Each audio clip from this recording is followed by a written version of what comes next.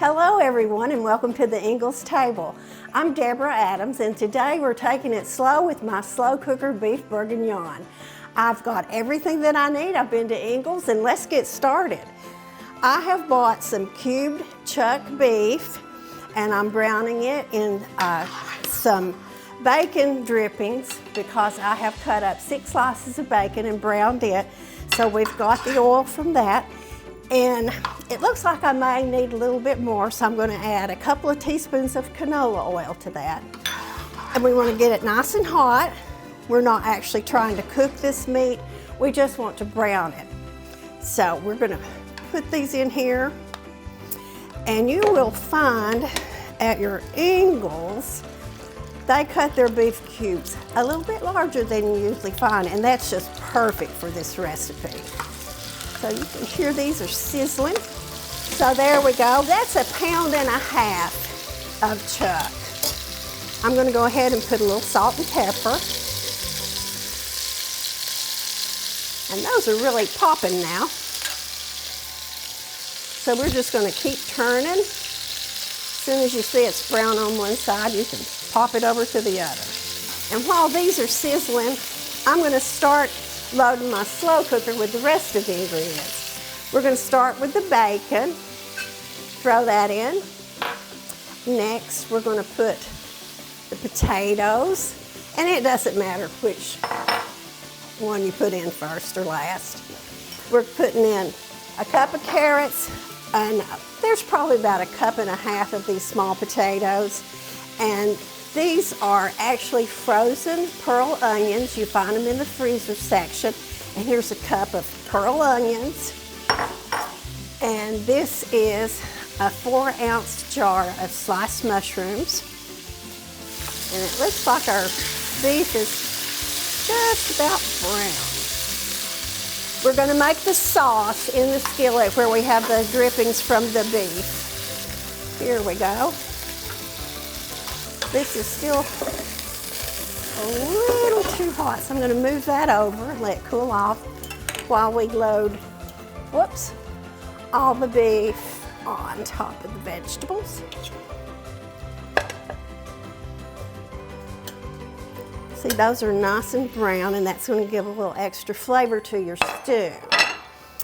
I am going to put in about that's about a tablespoon of minced garlic. And now let's start on our sauce.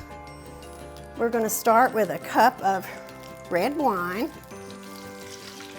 And I have found by experimentation that a good Pinot Noir gives the best flavor to this sauce. I've tried it with Cabernet, I've tried it with Beaujolais, but I like the Pinot Noir best. And we're going to cook this for about 5 minutes because you want to kind of get all the alcohol off and get the real wine flavor.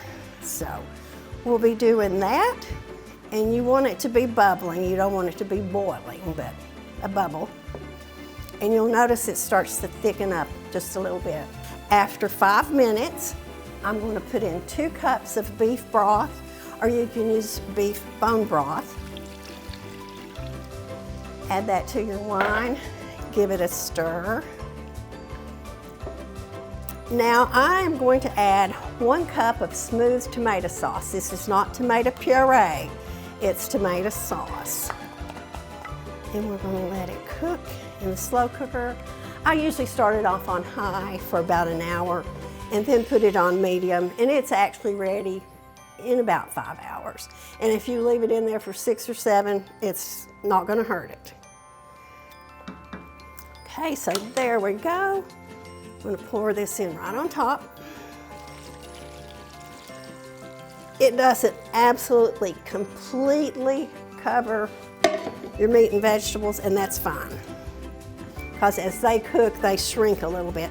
So that is it, an hour on high, and follow up with about 6 hours, 5 hours on medium.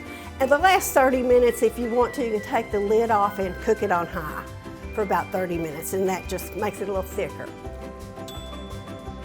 And after our beef bourguignon has cooked about 6 hours, I've taken it out of the crock pot. Here's a serving dish, and it's beautiful.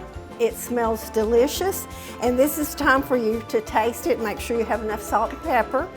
And I like to garnish with a few fresh herbs. That gives it a little more flavor, and it gives it a beautiful color. So call the family. You're home and dinner's on the table. Thank you for joining me here at the Ingles table.